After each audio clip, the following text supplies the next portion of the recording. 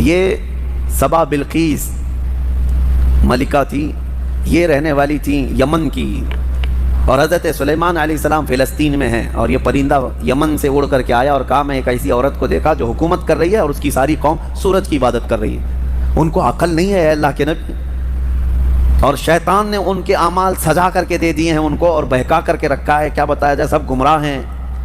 تو سلیمان علیہ السلام نے کہا ٹھیک ہے تیرا عذر قابل قبول ہے کہ تو ایک ایسی خبر لے کر کے آیا ہے، کیونکہ سلیمان علیہ السلام کی حکومت تقریباً پوری دنیا پر قائم تھی ان کے دور میں۔ حضور پاک صلی اللہ علیہ وسلم کی نعت پڑھتا رہا شاعر کافی دیر تک، ماحول ٹھنڈا رہا، نوٹ آ نہیں رہے تھے، ہم بھی بیٹھے ہوئے تھے، ایک پیر صاحب بھی تھے اس مجمع میں، شاعر نے جو ہے ڈائیورٹ کر لیا اپنے رخ کو، اور وہاں سے پیر صاحب کی شان میں اب اشعار پڑھنے لگا، او جوش، ماحول گرم ہو گیا، لوگوں کے نوٹ نکلنے لگ گئے اور اس پر برسانے لگ گئے۔ کس طرح کا مجمع بنایا گیا ہے میرے عزیزوں، اس حبیب رب العالمین کی شان میں نعت پڑھنے پر سناٹا ہے، جس کی تعریف میں قرآن رطب اللسان ہے، جس کی تعریف میں تمام کائنات کی اشیاء رطب اللسان ہیں، اس نبی رحمت کی تعریف میں تمہارے کانوں میں سناٹا ہے، اور ایک پیر کے متعلق جیسی ہی کہہ دیا گیا جوش آ گیا۔ یہ شخصیت پرستی کا جو رواج شروع ہوا، اس سے بچا جائے، اس سے بچا جائے، میں اس کے سخت مخالف ہوں۔ بات ہو تو رسول رحمت کی بات ہو، مصطفیٰ کریم صلی اللہ علیہ وسلم کی بات ہو۔ میں نے کبھی یہ اپنے لیے پسند نہیں کیا کہ میرے شان میں یا میرے لیے کوئی بڑے القاب یا بڑے اشعار پڑھے جائیں، کبھی نہیں، اللہ گواہ ہے اس بات کا۔ ہماری خواہش صرف اتنی ہوتی ہے ہمارا اپنا نام کس کی وجہ سے ہے، وہ رحمت دو عالم صلی اللہ علیہ وسلم کی وجہ سے ہے۔ اگر نبی پاک صلی اللہ علیہ وسلم کی نسبت ہمارے ساتھ نہ ہو تو ہم تو ایک مردہ لاش ہیں، ہماری اپنی کوئی حیثیت نہیں۔ شاعروں کو یہ چاہیے نعت خاں بنو، نوٹ خاں نہ بنو۔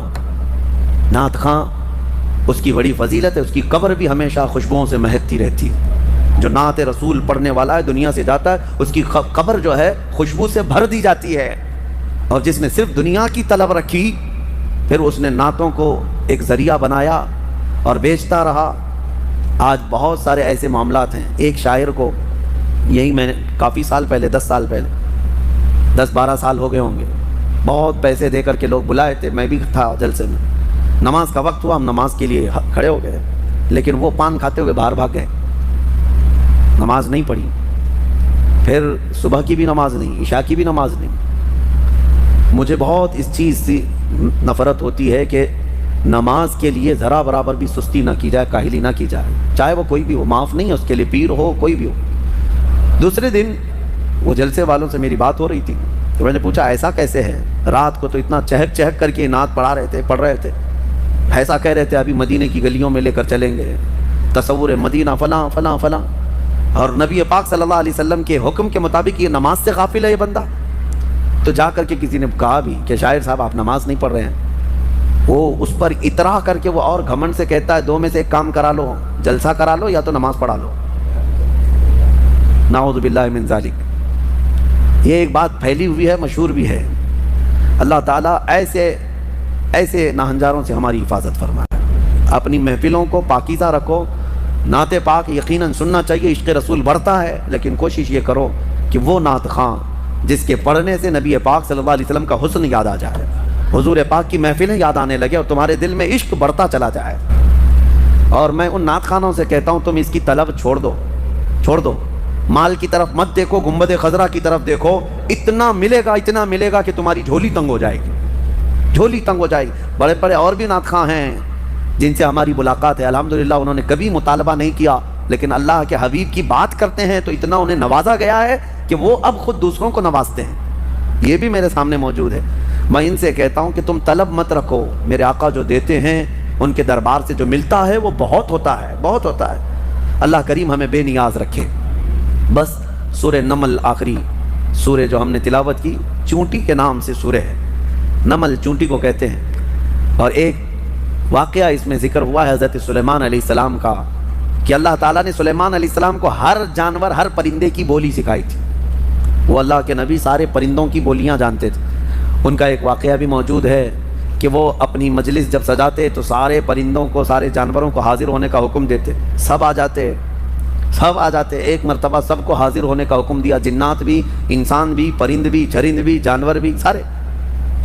پوری محفل کو دیکھتے ہیں، سلیمان علیہ السلام نظر ڈالتے ہیں اور کہتے ہیں اس میں ایک پرندہ غائب ہے جس کا نام ہدہد ہے، کہاں ہے یہ؟ وہ نظر نبی کی نظر ہے، امتی تو سب تھے لیکن جانوروں میں سے ایک پرندہ حاضر نہیں تھا۔ کہتے ہیں کہ مالی لا ار الہدہد، کہاں ہے؟ میں ہدہد کو نہیں دیکھ پا رہا ہوں، کہاں گیا ہے؟ اگر یہ غائب ہے بغیر بتائے، لأعذبنہ عذابا شدیدا، میں اسے سخت ترین سزا دوں گا اگر وہ میرے بغیر بتائے گیا، کلاس سے غیر حاضر ہو رہا ہے بغیر بتائے۔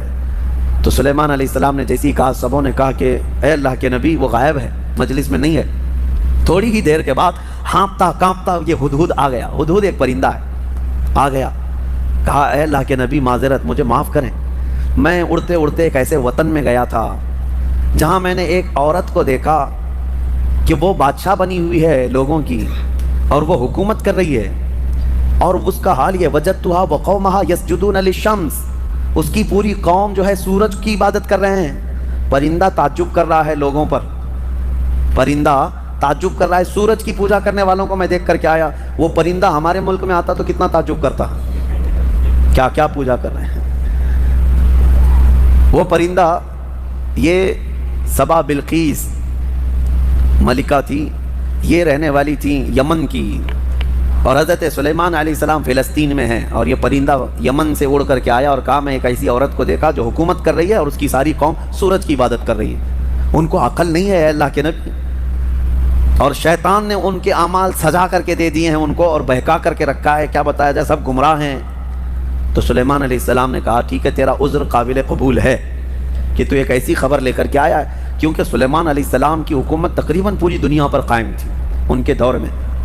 تو اب جب ان کی رعایا میں اس طرح کی بات پائی جا رہی ہے، یا کوئی دور دراز کوئی عورت حکومت کر رہی ہے چند لوگوں پر، اور یہ پرندہ خبر لے کر میں ہی لکھا بسم اللہ الرحمن الرحیم، یہ خط لے کر کے اس کو کہا کہ جا اس سے کہہ دے کہ تو اور تیری قوم یہ سورج کی عبادت چھوڑ کر اللہ وحدہ لا شریک کی عبادت کریں۔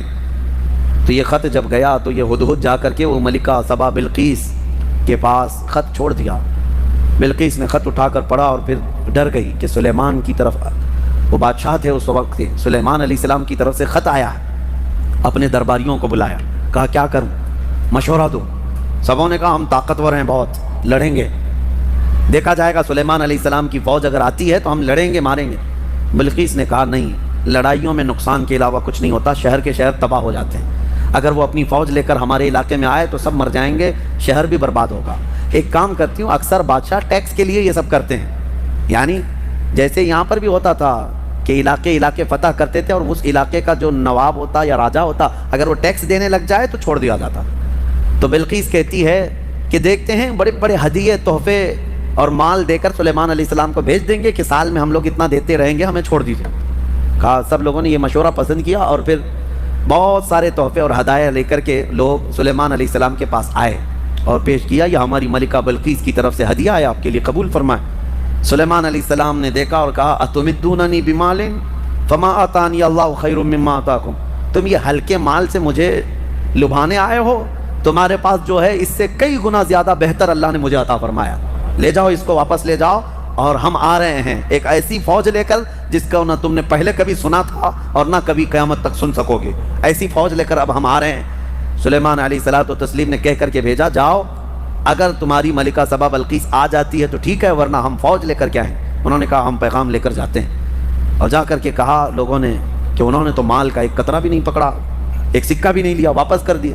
بلقیس نے کہا تب تو پھر وہ کچھ اور چاہتے ہیں۔ اس کا ایک تخت تھا جس پر وہ بیٹھتی، اس کے متعلق ہے کہ وہ سونے اور چاندی سے جڑا ہوا، 80 گز لمبا 40 گز چوڑا، بہت بھاری، جو جواہرات سے جڑا ہوا، اور اس کو جہاں رکھا جاتا تھا 7 دروازے تھے، 7 پہرے دار تھے۔ وہ اپنے محل کے اندر اس تخت کو رکھتی اور اس پر بیٹھتی تھی، بلقیس ملکہ تھی۔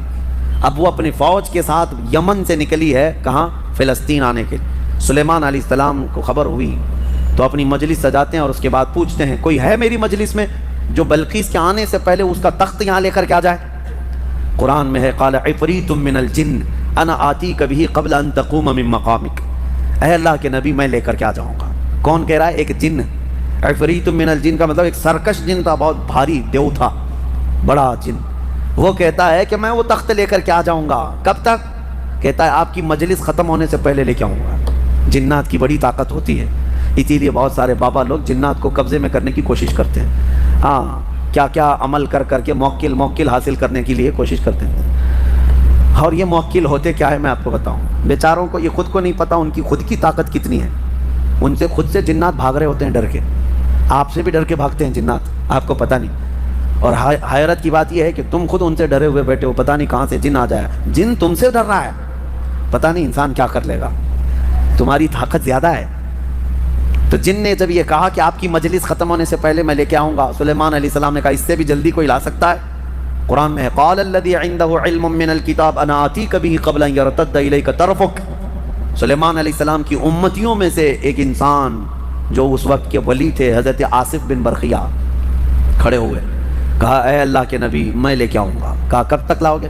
کہا آپ کی پلک جھپکنے سے پہلے لاؤں گا، آپ کی پلک جھپکنے سے پہلے میں لاؤں گا۔ یہ قرآن کے الفاظ میں بتا رہا ہوں۔ فلما رآہ مستقرا عنده، ابھی سلیمان علیہ السلام بات کمپلیٹ کر رہے تھے، سلیمان علیہ السلام نے گھوم کر کے دیکھا تو وہ تخت لا چکے تھے۔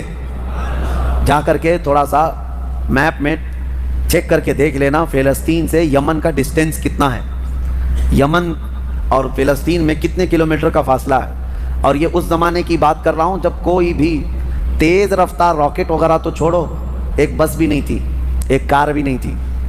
اس وقت کوئی سواریاں اگر تھیں تو صرف اونٹ اور گھوڑے تھے، اس کے علاوہ کوئی انٹرنیٹ نہیں تھا، موبائل نہیں، اور نہ ہی فاسٹ۔ میاں میں یہ نہیں کہہ رہا کہ ای میل آیا، میں یہ کہہ رہا ہوں پورا تخت آیا، پورا تخت آیا، فزیکلی پکڑ کے دیکھ سکتے ہو، یہ نہیں ہے کہ صرف اس کی تصویر آئی تھی۔ اب میں آپ کو بتاؤں سلیمان علیہ السلام نے جب یہ دیکھا تو کیا کہتے ہیں جانتے ہیں؟ اچھا ایک بات میں آپ کو بتا رہا ہوں، سلیمان علیہ السلام کون ہے؟ اللہ کے نبی ہیں، اور تخت جو لائے وہ کون ہے؟ اللہ کے ولی ہیں، نبی نہیں تھے، وہ ولی تھے۔ سلیمان علیہ السلام خود بھی تو لا سکتے تھے، ارے وہ جنات سے پوچھ رہے ہیں اور اپنے امتیوں سے پوچھ رہے ہیں، سلیمان علیہ السلام خود بھی تو لا سکتے تھے۔ یہ عقل کے اندھوں کو اس میں درس ہے جو نبی کی طاقت پر سوال کرتے ہیں۔ سلیمان علیہ السلام لا ضرور سکتے تھے، لیکن یہ چھوٹا کام ان کے زیب نہیں دیتا تھا، ان کے امت کا ایک چھوٹا آدمی بھی یہ کام کر سکتا تھا۔ لوگ تو آج یہ پوچھتے ہیں کہ نبی کو پیٹھ پیچھے کا علم نہیں، دیوار پیچھے کا علم نہیں، تمہارے باپ کی 70 پشتوں کا بھی علم میرے مصطفیٰ کو ہے۔ نبی پاک صلی اللہ تعالیٰ علیہ وسلم کو ہر شے کا علم اللہ نے عطا کیا ہے، اور طاقت و قوت کا عالم بھی یہی ہے۔ جب ان کے گدا بھر دیتے ہیں شاہان زمانہ کی جھولی، محتاج کا جب یہ عالم ہے تو پھر مختار کا عالم کیا ہوگا؟ محتاج کا جب یہ عالم ہے تو مختار کا عالم کیا ہوگا؟ اور وہ نبی نہیں تھے، ولی تھے، تخت لائے۔ سلیمان علیہ السلام نے اس بات پر کیا کہا؟ ھذا من فضل ربی، یہ نہیں کہا دیکھو میری طاقت کتنی ہے، کہا یہ جو کچھ بھی ہوا یہ میرے رب کے فضل سے ہوا، میرے رب کے فضل سے۔ لوگوں ہمیشہ اس بات کو یاد رکھو، ہمارے یہاں پہلے رواج تھا گھروں کے اوپر بھی ایک تختی لکھ کر کے لگائی جاتی تھی، ھذا من فضل ربی ہوتا تھا، گھروں پر یہ لگائے جاتے تھے۔ کیوں؟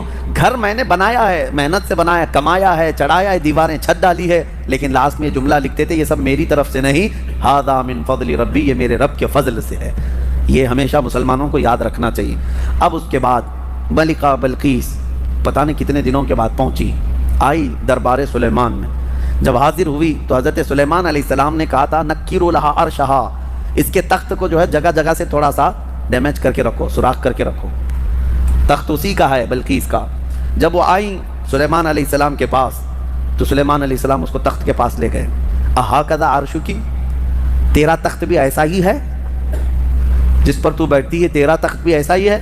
وہ غور سے دیکھتی ہے، قالت کأنہ ہوا، ایسا ہی نہیں یہی ہے، یہ تخت ایسا ہی میرے تخت کی طرح نہیں، یہی ہے میرا تخت۔ اور اس کے بعد جب اس نے طاقت سلیمان کو دیکھا تو کہتی ہیں اسلمت مع سلیمان للہ رب العالمین، میں سلیمان علیہ السلام کے ساتھ رب العالمین اللہ پر ایمان لے آتی ہوں۔ اسلمت کا مطلب ہوتا ہے اسلام لائی، ملکہ بلقیس بھی اسلام لائی، ہاں سبا بلقیس بھی اسلام لائی، یہ لفظ ہے اسلمت۔ انشاءاللہ اس زمانے کی بھی کوئی وکٹوریا ہوگی وہ بھی اسلمت کہے گی، جب طاقت مصطفیٰ کریم صلی اللہ علیہ وسلم کے مظاہرے دیکھے تو وہ اسلمت کہے گی کہ میں اسلام لائی۔ یہ واقعہ سورہ نمل میں موجود ہے۔ اس کے بعد سلیمان علیہ السلام ایک وادی سے گزر رہے تھے، اس وادی میں چونٹیاں بہت زیادہ تھیں، تو ایک چونٹی کہتی ہے جو رانی تھی کہ چونٹیوں جلدی جلدی اپنے سوراخوں میں چلے چلو کہ سلیمان علیہ السلام اور ان کا لشکر آ رہا ہے، اور کہیں وہ بے خبری میں تمہیں روند نہ دیں، یہ جملہ جو ہے قرآن میں ہے. چونٹی کہتی قالت یا ایھا النمل ادخلوا مساکنکم لا یحطمنکم سلیمان وجنودہ وہم لا یشعرون. سلیمان اور ان کی جو فوج ہے کہیں وہ بے خبری میں تمہیں روند نہ دیں، جلدی جلدی اندر چلو. وادی نمل جو ہے نا، یہ چونٹیوں کی وادی، تفسیر میں یہ بتایا گیا ہے کہ ابھی 4.5 کلومیٹر دور تھی، 3 میل یعنی 4.5 کلومیٹر دور سلیمان علیہ السلام ابھی نکلے تھے. اسی وقت چونٹی کو پتہ چل گیا کہ اللہ کے نبی اور ان کی فوج، ان کی امت آ رہی ہے. اور جب اس چونٹی نے یہ بات کہی، سب دوڑنے لگی اپنے سوراخوں میں. تو اب آگے کی آیت سنو، حیرت ہوتی ہے. سلیمان علیہ السلام کے بارے میں قرآن کہتا ہے فَتَبَسَّمَ ضَاحِكًا مِّن قَوْلِهَا. چونٹی کی یہ بات سن کر کے حضرت سلیمان علیہ السلام مسکرا پڑے. سلیمان علیہ السلام مسکرا پڑے. کبھی آپ نے چونٹی کی بات سنی؟ مچھر کی تو سمجھ میں آتی ہے، کان کے پاس آ کر کے گیں گیں گیں کرتا ہے، لیکن میں نے تو چونٹی کی آج تک نہیں سنی. آپ نے سنی ہے؟ ہوتی ہے آواز اس کی بھی آواز ہوتی ہے. اور آواز بھی اگر سن لیا تو بات کیا کر رہی ہے کون بتائے. لیکن قرآن میں ہے حضرت سلیمان علیہ السلام اس چونٹی کی بات پر ہنس پڑے، مسکرا دیے، وہ بھی 4.5 کلومیٹر دور. ابھی سلیمان علیہ السلام اس وادی میں پہنچے نہیں اور چونٹی کی بات اتنی دور سے سن لیا. میرے عزیزوں، وہ بنی اسرائیل کے نبی سلیمان علیہ السلام کے کان ہیں جو چونٹیوں کی آواز کو سنتے ہیں، اور ہم محمد الرسول اللہ کی طاقت کی بات کر رہے ہیں. یوں ہی بریلی کے امام نے نہیں کہا تھا دور و نزدیک کے سننے والے وہ کان لالے کرامت پہ لاکھوں سلام. قرآن جب کہتا ہے کہ چونٹی کی بولی ہوئی بات اللہ کے نبی سلیمان علیہ السلام سن سکتے ہیں، تو امتی کا پکارا ہوا، امتی کی پکاری ہوئی فریاد مدینے کے تاجدار کیوں نہیں سن سکتے؟ سنیں گے، ضرور سنتے ہیں. ہم یہاں سے پکاریں، وہ وہاں سے سنیں. مصطفیٰ کی سماعت پہ لاکھوں سلام. یہ اپنے اپنے نصیبے کی بات ہے میرے عزیزوں. جس کو لگتا ہے نہیں سنتے، جس کو لگتا ہے کہ وہ نہیں سنتے، اللہ کرے کہ وہ یوں ہی جل جل کر کے مر جائے. اس کی دنیا میں بھی کوئی نہ سنے گا اور آخرت میں بھی اس کی کوئی نہ سنے گا. اور ہم یہ عقیدہ رکھتے ہیں میرے آقا یہاں بھی سنتے ہیں، وہاں بھی سنتے ہیں. اسی لیے حدیث میں ہے کہ جب قیامت کے دن کوئی تمہاری نہیں سن رہا ہوگا، اس وقت میں تمہاری سن رہا ہوں گا. اور حضور اس وقت کہہ رہے ہوں گے انا لہا، آؤ میں تمہاری شفاعت کے لیے ہوں. اللہ کریم ہمیں حضور کے جلووں میں زندگی عطا فرمائے، ان کے قدموں میں موت عطا فرمائے.